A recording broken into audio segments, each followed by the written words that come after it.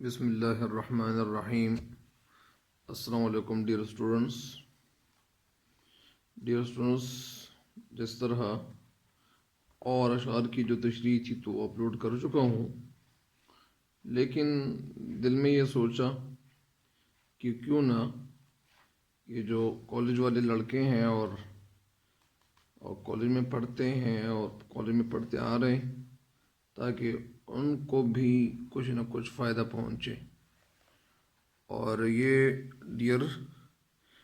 جو معنی لکھ چکا ہوں، الفاظ معنی، تو اس کا مطلب یہ ہے کہ اسٹوڈنٹس جو ہے اس سے فائدہ اٹھائیں اور یہ ان کے ذہن میں آ جائیں، تاکہ ان کو پھر کچھ مسئلہ نہ ہو۔ اس لحاظ سے یہ الفاظ معنی لکھ چکا ہوں، تو امید کرتا ہوں کہ آپ لوگ جو ہے اس سے بھرپور استفادہ کرو گے اور بھرپور فائدہ اٹھاؤ گے، تو انشاءاللہ یہ امید ہے، اور یہ امید جو ہے یہ بندھی رہے گی، اور یہ اس امید کے سہارے ہم لوگ جو ہے انشاءاللہ فائدے کی طرف گامزن ہو جائیں گے، اور اسٹوڈنٹس جو ہے پہلے سے بھی زیادہ محنت شروع کریں گے انشاءاللہ۔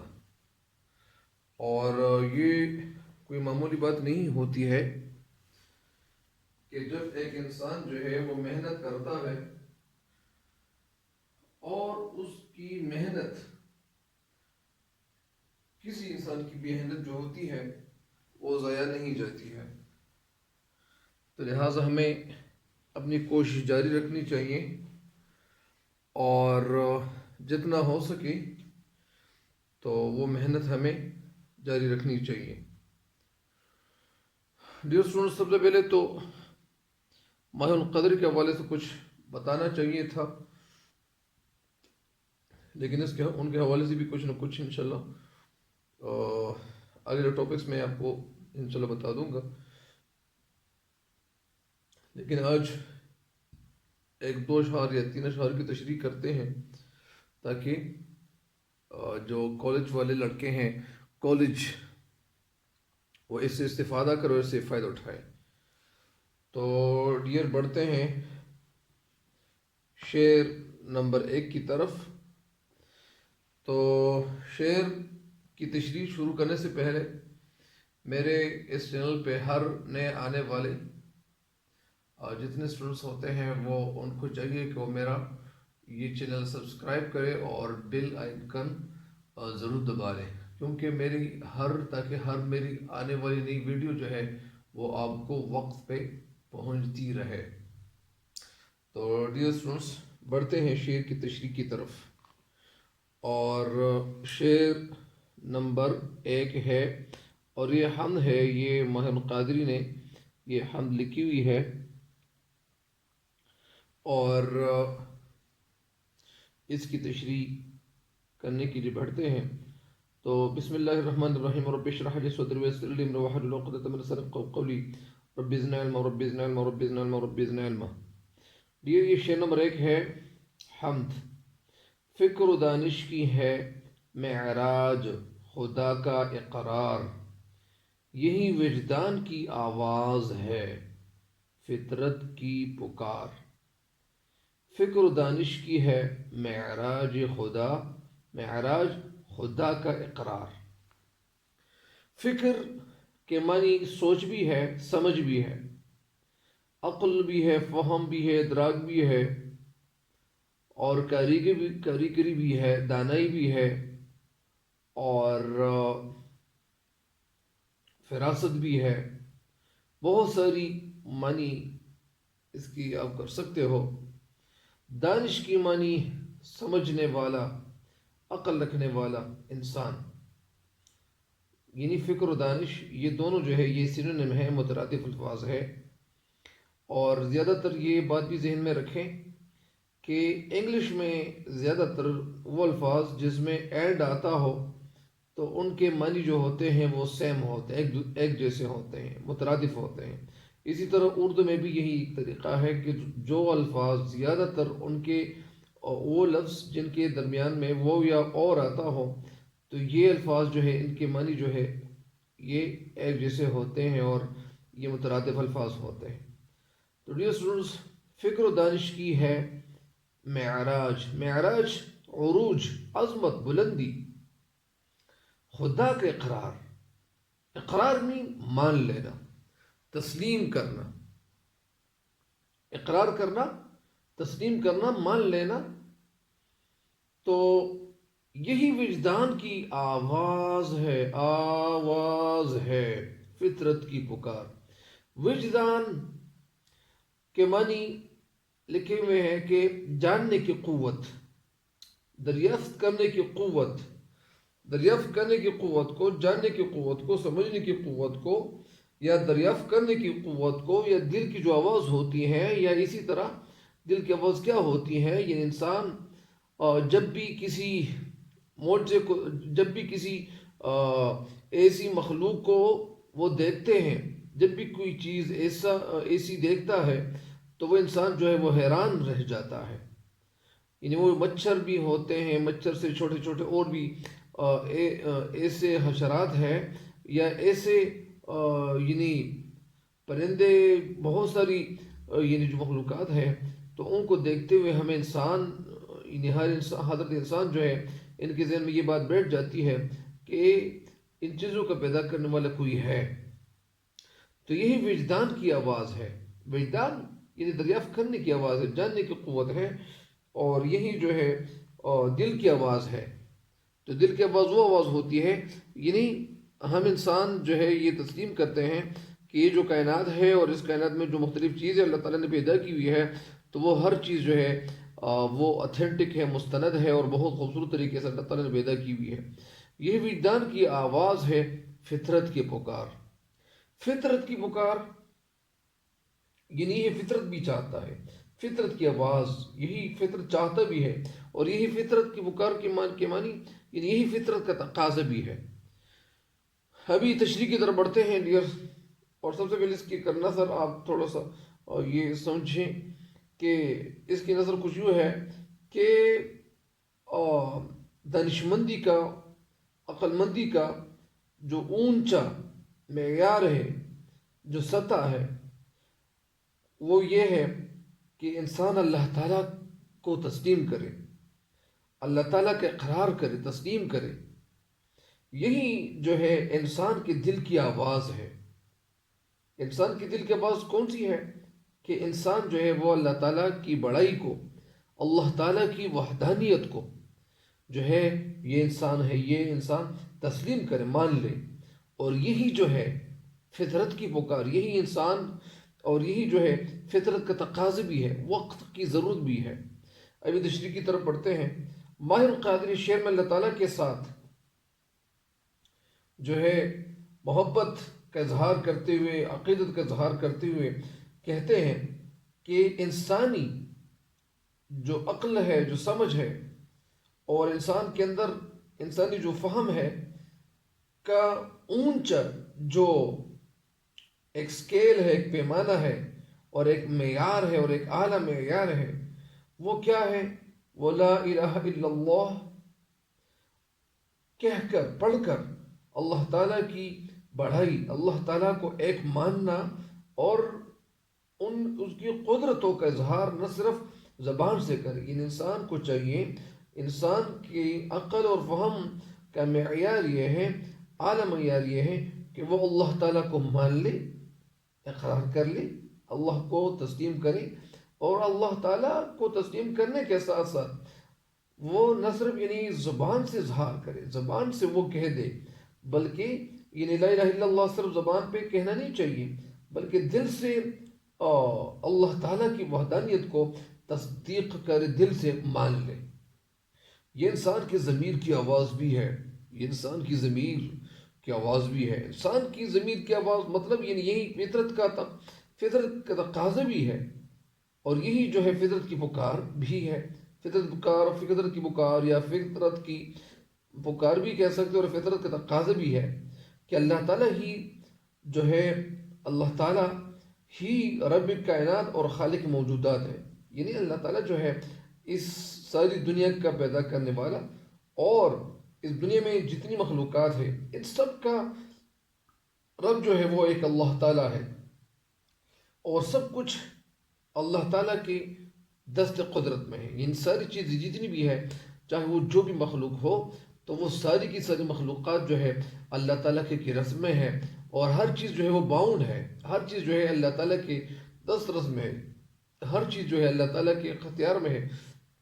کوئی بھی چیز جو ہے وہ، کوئی بھی جانور، کوئی بھی مخلوق اللہ تعالیٰ کے اختیار سے باہر نہیں ہے. تو یہی جو ہے شاید اس شعر میں یہی کہنا چاہتے ہیں اور یہی کہتے ہیں. اور ظاہری بات بھی ہے کہ انسان جو ہے اللہ تعالیٰ کو نہ مانے، اللہ تعالیٰ کی جو بڑائی ہے وہ تسلیم نہ کرے، تو پھر کیا کرے گا پھر کیا؟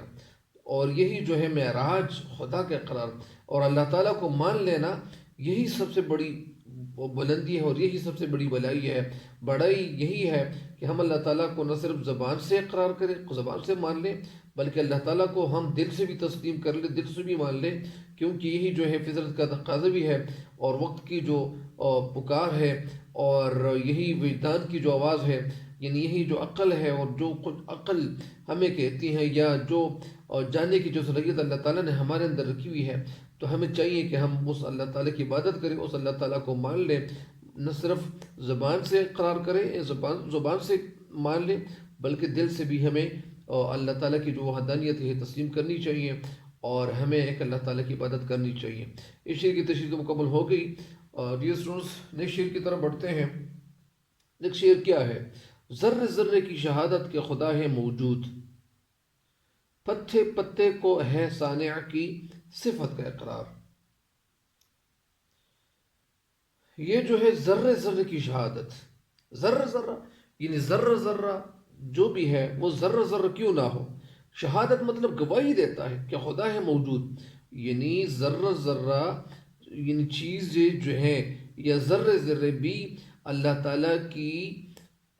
تعالیٰ کے موجود ہونے کی گواہی دے رہا ہے، چاہے وہ چھوٹی چیز کیوں نہ ہو، وہ بھی اللہ تعالیٰ کی موجودگی کا جو ہے وہ اظہار کر رہا ہے، گواہی دے رہا ہے کہ اللہ تعالیٰ موجود ہے.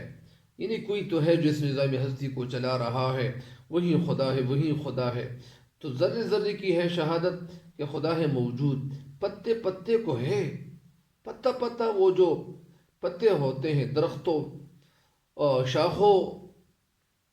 شاخیں ہوتی ہیں درخت میں، پتے بھی ہوتے ہیں، اور پتے تو اتنے زیادہ ہوتے ہیں کہ وہ یعنی گرنے سے بھی باہر ہوتے ہیں، یا شاخیں.